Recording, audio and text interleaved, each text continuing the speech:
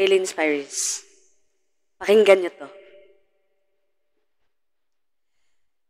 Tama pala yung sinasabi nila na minsan, hayaan natin masaktan o saktan tayo ng mga tao na minahal natin at pinahalagahan natin ng lubos.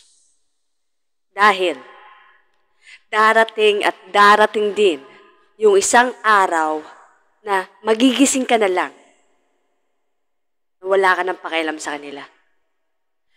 Magigising ka na lang na wala ka ng nararamdaman para sa kanila.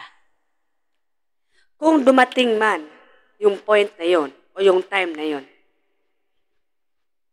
darating din sa punto na marirealize nila kung gaano kakahalaga sa parte ng buhay nila. Kung gaano kahalaga yung ginagampanan mong papel sa buhay nila. Okay?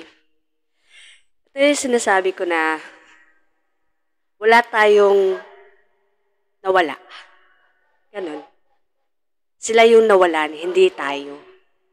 Ganon. Pero, kakayanin para natin. Lahat ng sakit, lahat ng pagdadaanan natin sa isang relasyon. Dahil, yun yung source ng learning natin. At yun yung source ng strength natin. Diba?